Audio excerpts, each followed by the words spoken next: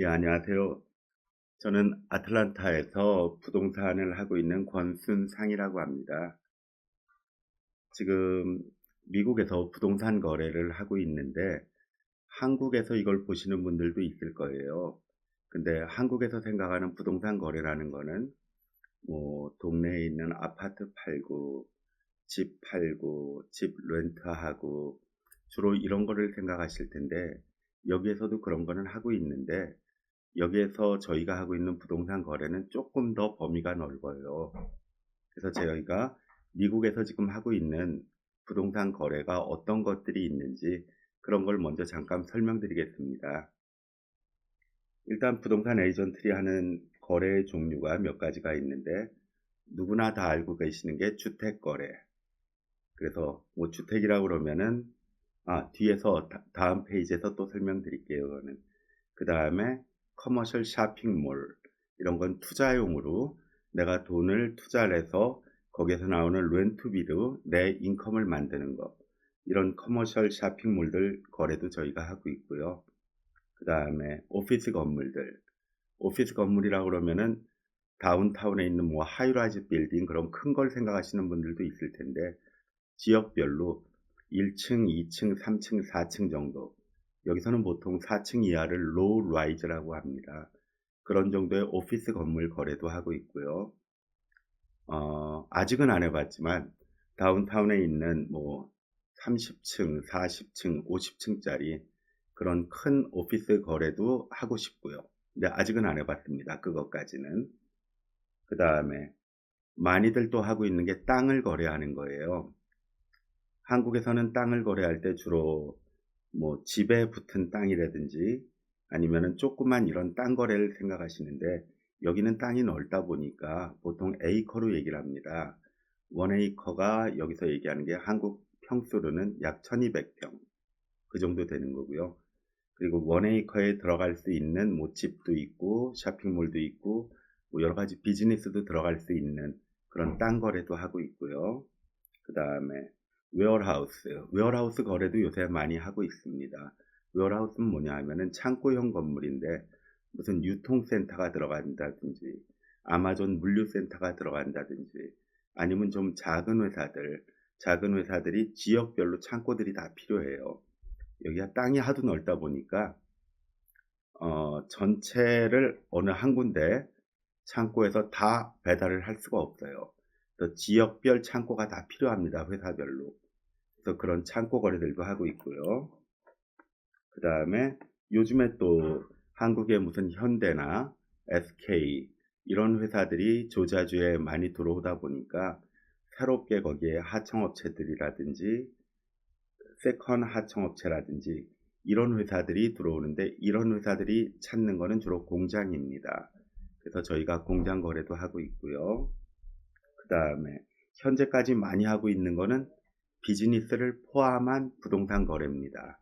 이런 비즈니스를 포함한 부동산들이 미국엔 많습니다. 특히 조지아주는 단독 건물로 된 식당이라든지 뭐 카워시라든지 이런 게 다 부동산을 포함하고 있기 때문에 이거를 같이 거래를 하는 게 저희들 부동산들이 하는 중요한 일 중에 하나, 많은 일 중에 하나입니다. 그 다음에 임대도 있어요. 지금 제가 위에 말씀드린 모든 내용들을 다 임대로도 가능합니다. 근데 그 임대도 영어로는 뭐라고 하냐면은 leasehold interest라고 합니다. 그래서 그게 임대차 권리, 임대에 대한 권리도 부동산의 하나의 권리가 됩니다. 그래서 그런 거래들도 부동산이 하고 있는 일입니다. 그리고 이제 조금 구체적으로 들어가면은 주택 거래라고 하면은 사람이 들어가서 거주하는 그런 공간을 거래하는 건데 그 거래가 여기는 몇 가지로 나뉘어 있습니다. 한국은 단독주택, 그 다음에 아파트 이 두 가지로 나뉘어 있는 걸로 아는데요. 오피스텔은 뭐 주거용은 아니니까 그거는 빼고 여기에는 제가 봤을 때 한 네 가지 정도로 나누시면 됩니다. 단독주택, 자기 땅에 자기 건물을 지어 놓은 거. 그래서 그거를 땅하고 건물까지를 다 같이 파는 거. 그 다음에 타운하우스. 타운하우스는 집을 주로 붙여서 짓는데 그 자기가 있는 집, 그 위로 올라가 있는 공간, 그리고 그 외벽까지가 거래가 되는 게 타운홈입니다. 그 다음에 콘도미니엄이라는 게 있어요. 그 콘도미니엄은 내가 외벽을 소유하지 않는 거예요. 대신에 그 전체 중에 내가 가지고 있는 공간, 그 공간에 대한 소유권을 거래하는 게 콘도미니엄이고, 그 다음에 아파트라는 거는 여기에서는 거래의 대상이 아니라 임대의 대상이에요. 용어가 조금 틀릴 텐데, 근데 그런 아파트먼트 단지들, 컴플렉스를 전체를 거래하는 거, 그런 일도 저희가 하고 있고요. 그 다음에 목적에 따라서는 주택이 두 가지로 나뉩니다. 거주용 부동산을 저희가 프라이머리 레지던스라고 그러는데, 자기가 직접 들어가서 살 생각으로 구매를 하는 경우, 이런 경우가 대부분 많았고요. 현재는 저런 것도 많습니다. 현재는 주택을 투자용으로 사가지고 그걸 임대를 해주는 거예요. 근데 요즘에 많이 여기가 바뀌어가지고 옛날에는 그런 제한 조건이 없었지만 이제는 렌탈 레스트릭션이라는 게 있어가지고 새로 지어지는 단지에 일부분 5%나 10%, 많아봤자 15%까지만 인베스터들한테 팝니다. 그 외에 한 80%, 85% 정도는 실제로 거주할 목적인 사람들한테 파는 조건이 있어가지고 그런 걸 구매하실 때는 그 조건들을 잘 보셔야 됩니다. 왜 그렇게 바뀌었냐 하면은 이거를 투자용으로 사서 임대만 해주게 되면은 그 임대인은 그 자기의 집을 주인처럼 깨끗하게 쓰질 않거든요. 그리고 주변 환경도 깨끗하게 정리를 안 해요.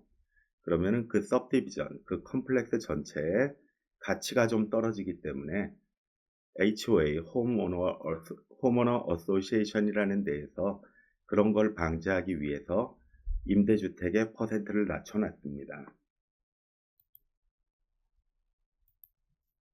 그리고 그 다음에 쇼핑몰, 아까 말씀드린 것 중에 쇼핑몰 거래를 할 때 쇼핑몰 종류를 말씀드릴게요. 쇼핑몰의 종류는 제일 작은 것 따지면은 스탠드얼론 빌딩이 있습니다. 이거는 땅 하나에 건물이 하나, 유닛이 하나가 딱 들어가 있는 거예요. 보통 이렇게 들어가 있는 것들이 식당들이 많고요. 그 다음에 카워시들 많고, 그리고 호텔도 어떻게 따져보면 이건데 호텔은 좀 규모가 크니까 여기선 빼고요. 그런 것들을 저희가 스탠드얼론 빌딩이라고 합니다. 그리고 두 번째, 그거보다 약간 큰 거를 네이버후드 쇼핑몰. 그러니까 한국에서는 근린 쇼핑센터인가 이런 말로 부를 겁니다. 그러니까 길거리에 일자로 서 있는 쇼핑몰들, 그런 걸 네이버후드 쇼핑몰이라고 그러고요. 그 다음에 몰 빌딩이라는 게 있고요. 그 다음에 쇼핑몰 위드 앵커. 이건 뭐냐 하면은 하나의 앵커 테넌트, 주요 테넌트가 들어가서 손님을 끌어줄 수 있는, 그래서 옆에 있는 유닛들은 거기에서 장사를 해서 돈을 벌 수 있게 만들어주는 거. 여기에 앵커로 들어가는 거는 주로 저런 겁니다. 몰로 따지면은 여기에서 있는 몰 중에 따지면은 뭐 마이클스라든지 그 다음에 뭐 TJ 맥스, 마샬 이런 것도 하나의 앵커가 되는 거고요. 제일 많이 앵커를 차지하고 있는 것은 슈퍼마켓입니다. 여기서 퍼블릭스몰, 그 다음에 크루거몰 이런 게 여기에서는 큰 슈퍼마켓인데 그런 몰에 같이 붙어 있는 쇼핑몰들, 이게 그 다음에 큰 규모고요. 지금은 한국 사람들이 운영하는 슈퍼마켓도 하나의 앵커 테넌트가 돼서 여기에서는 크게 성공을 한 데가 있습니다. 주로 H마트, RC, 뭐 시온 이런, 그리고 남대문, 이게 조지아에서는 한국인들이 운영하는 슈퍼마켓인데 여기에 옆에 다른 몰들이 붙어가지고 슈퍼마켓이 하나의 앵커 테넌트를 형성하고 손님을 끌어주고 나머지 몰에서 돈을 벌고 장사하시는 분들이 그렇게 돼 있는 데들이 많고요. 그 다음에 제일 큰 규모로 따지는 게 저희가 부르는 말로는 리저널 몰입니다. 리저널 몰은 메이시, 놀스트롬, JC 페니 이런 것들이 모여서 들어가서 하나의 큰 몰을 만들고 그 중간중간 코리더 통로에 여러 가지의 리테일 상점들이 입점을 해가지고 그렇게 하나의 큰 상업단지를 만드는 겁니다. 그런 게 여기에서는 가장 큰 형태의 몰입니다. 아직 그 리저널 몰 거래까지는 제가 안 해봤습니다. 그리고 그 다음에 저희가 주로 또 거래하는 것들이 뭐가 있냐면 오피스 건물들. 아까도 말씀드렸지만 작은 규모의 오피스 건물들, 뭐 만 스퀘어핏, 스퀘어핏 개념을 설명해 드리면은 아까 원에이커 1200평이라고 말씀드렸는데 원에이커 1200평 정도가 되는 게 스퀘어핏으로 따지면은 43,560 스퀘어핏입니다. 그러니까 원에이커가 1200평이고 1200평은 여기에 스퀘어핏으로 따지면은 43,560 스퀘어핏이니까 그걸 기준으로 해서 보시면 될 거고요. 제가 이렇게 설명드리는 이유가 여기에서 오래 사신 분들은 이런 내용을 다 알고 여기에 부동산들이 어떤 거래를 하는 걸 다 알 거예요. 그래서 뭐 자주 저희가 만나고 그러니까. 근데 외부에서, 타주에서 아니면은 외국에서 오시는 분들은 이런 개념들이 좀 아직 안 잡히셨을 것 같아서 제가 설명을 드리는 거고요. 그 다음에 땅을 말씀드리면은 땅은 여기 지금 조자주만 제가 말씀드리는 거예요. 다른 주에서는 또 부르는 말이 틀립니다. 땅의 종류를 말씀드리면은 아직 제일 개발이 안 된 거를 저희가 애그리컬처럴이라고 부릅니다. 이게 AG예요. 그래서 여기에서는 주로 농사를 짓거나 팜을 하거나 아니면 목장을 하거나 이런 걸 많이 하고 있고요. 이런 상태가 텍스가 가장 쌉니다. 그 다음에 그 위에 단계로 얘기를 하는 게 레지덴셜. 여기는 집을 지을 수 있는 땅들이에요. 근데 그냥 R이라는 개념으로 R조닝이라고 그러는데 거기에서는 저희가 집을 짓는데 다 단독주택을 짓습니다. 근데 이게 카운티마다 지역마다 다 틀려가지고 어느 지역은 5에이커에 집 한 채를 지을 수 있는 데가 있고 어느 지역은 2에이커에 한 채를 지을 수가 있고 어느 지역은 0.3에이커에 한 채를 지을 수가 있고 그 조닝마다 이름이 다 틀리니까 땅을 사실 때 이런 것도 다 아셔야 되고요. 그 다음에 타운홈이나 아파트를 지을 수 있는 조닝이 그 다음 위의 조닝입니다. 이거는 저희가 RM 조닝이라고 부릅니다. 그래서 여기 이게 위에 업그레이드 조닝으로 갈수록 물론 땅값이 더 비싸지겠죠. 그리고 그 위에 이제 ONI 조닝이 있습니다. 오피스나 인더스트리얼, 오피스 앤 인더스트리얼이 ONI 조닝인데 여기에 들어갈 수 있는 게 웨어하우스, 오피스 이런 것들이 들어갈 수 있고요. 그 다음에 M 조닝인데 M 조닝은 매니팩처러, 그러니까 공장들이 들어갈 수 있습니다. 그리고 제일 저희가 가장 그래도 비싸게 사고 비싸게 팔 수 있는 조닝이 커머셜 조닝이라고 부르는데 그 커머셜 조닝은 레지덴셜에서 커머셜 조닝으로 이렇게 조닝 체인지하고 그러는 게 아주 쉽지는 않습니다. 주변의 통행이나 주변 사람들이 반대하지 않고 이런 것들을 다 해야 돼가지고 그 과정이 막 쉽게 되는 건 아니니까 땅을 사실 때는 그런 것도 다 보셔야 되고요.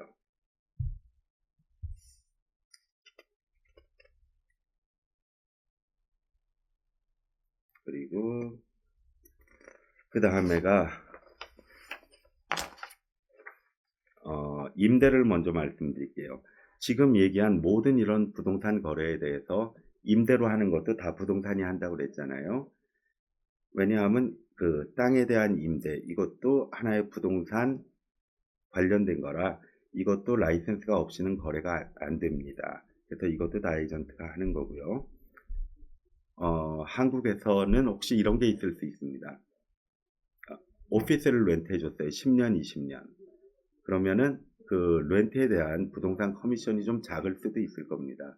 근데 여기는 어쨌든 다 부동산 거래이기 때문에 오피스를 팔거나 아니면 오피스를 10년, 20년을 렌트해 주거나 거의 비슷한 커미션이 나옵니다. 그래서 사람들이 오셔가지고 놀라시는 경우가 있는데 왜 내가 임대를 하는데 이렇게 많은 돈을 받아가냐. 근데 그거는 바이어나 테넌트 입장에서 걱정하실 건 아닙니다. 왜냐하면 저희는 다 그걸 랜로드 측에서 받기 때문에 그런 것 때문에 와서 너무 계약하시다가 놀라시고 그러시지 않는 게 좋고요. 그 다음에 저희가 또 많이 거래하고 있는 게 이런 겁니다. 부동산 위에 올라가 있는 비즈니스. 그거를 부동산하고 같이 거래하는 거. 왜냐하면 여기도 한국도 마찬가지겠지만 여기도 건물주나 또 땅 주인이나 이러신 분들이 더 파워가 세요. 그러다 보니까 모든 계약서가 건물주나 땅 주인이나 입장에서 많이 바뀌어졌습니다. 그러니까 옛날에는 뭐 5페이지짜리 계약서가 있었다면 그게 지금은 뭘 임대하거나 거래를 하다 보면 그게 2배, 3배, 어떤 거는 제가 300페이지짜리 렌트 계약서도 봤습니다. 왜 그렇게 길어지냐 하면은 소송이 생기거나 문제가 생기는 일이 그 전에 많았으니까 그거를 방지하기 위해서 그 내용이 계속 추가되는 겁니다. 근데 그 내용을 추가시키는 게 누가 추가시키냐 하면은 여유가 많은 사람들, 여유가 없는 사람들은 변호사 하이어해서 그렇게 하기가 힘들어요. 여유가 많은 사람들은 내 이익을 좀 더 극대화하기 위해서 여러 가지 조항을 자꾸 넣습니다. 그래서 그렇게 길어진 거예요. 근데 그런 거를 이제 이 비즈니스를 하시는 분들은 오래 하다 보면은 내가 장사가 잘 돼서 이 땅값을 올려줬는데 이 건물을 값을 올려줬는데 왜 나한테 자꾸 안 좋게 하냐 이렇게 돼가지고 어느 순간부터는 비즈니스 하시는 분들이 내 건물을 사겠다, 내 땅을 사겠다 해가지고 여러 가지의 비즈니스들이 이제는 땅을 주로 포함해서 거래가 됩니다. 아니면은 장사가 잘 돼도 나중에 불안하니까. 또 대표적인 것들을 말씀드리면은 가스스테이션. 이것도 장사가 잘 되면은 건물이나 금액, 땅이 올라가는데 나중에 그 불이익을 당할 수 있으니까 대부분 땅을 포함해서 거래를 합니다. 저희가 현재는. 그 다음에 리커스토어. 리커스토어는 타주랑 틀리게 조지아는 아직까지 하나의 이게 특혜입니다. 리커스토어가 허가가 그렇게 쉽게 나오는 업종이 아니거든요. 인구가 몇천 명이 늘어줘야 그 시기에 리커스토어 라이센스가 하나씩 추가가 됩니다. 근데 그 라이센스를 누가 가져가냐에 따라서 여기서는 하드리커를 아무 데서나 못 팔거든요. 타주는 그렇지 않은 데들이 많습니다. 아직 조지아주는 리커스토어는 리커 라이센스를 받은 집에서만 팝니다. 그래서 리커스토어도 하나의 혜택이기 때문에 이게 땅을 같이 가지고 있지 않으면 나중에 팔기가 좀 힘들고요. 그 다음에 카워시. 카워시들도 그 땅이나 건물을 다른 용도로 쓸 수가 없기 때문에 처음부터 거래를 할 때 이걸 땅하고 건물을 다 포함시켜서 거래하는 일이 대부분입니다. 그 다음에 식당. 식당이 뭐 쇼핑몰에 들어가 있으면 상관이 없지만 단독으로 돼 있는 경우에는 대부분의 비즈니스 오너들이 그 땅하고 건물까지를 같이 사기를 원합니다. 장사가 잘 돼도 나중에 렌트 계약에서 너무 금액을 올라가면은 자기가 그걸 계속하기가 힘드니까. 그리고 식당이 나중에 안 되더라도 건물값이나 주변이 발달해가지고 건물값을 나중에 팔 때 그 건물값에서 장사가 안 되는 부분을 보완할 수가 있으니까 이것도 다 사기를 원하십니다. 보통 테넌트나 비즈니스 오너들이. 그 다음에 저희가 또 많이 파는 게 호텔들. 호텔들은 어차피 땅에 그것밖에 못하고 땅하고 같이 거의 100%입니다. 저기 뉴욕이나 샌프란시스코 같은 데는 이 호텔도 땅을 포함하지 않고 비즈니스만 파는 경우도 제가 봤습니다. 근데 그 외의 지역에서는 모든 호텔은 다 부동산을 포함해서 팔립니다. 그래서 보통 저희가 거래하는 내용을 지금 말씀드렸고요. 그 다음에 제가 계속해서 미국에서 부동산 하는 거, 또 미국 내에서 저희가 부동산 거래를 하면서 있었던 것들, 또 여기에서 거래를 할 때 주의하셔야 될 거, 이런 내용을 앞으로 계속해서 업데이트 해드리겠습니다. 그리고 새로운 물건이 나오면은 또 새로운 물건도 보여드리고 그렇게 하고요. 저희 회사에서 같이 일하시는 분들이 여러 분 계신데 각자가 다 전문가들이세요.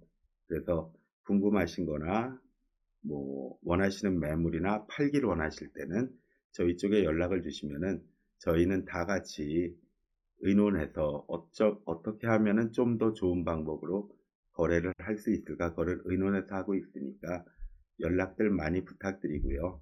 예, 감사합니다.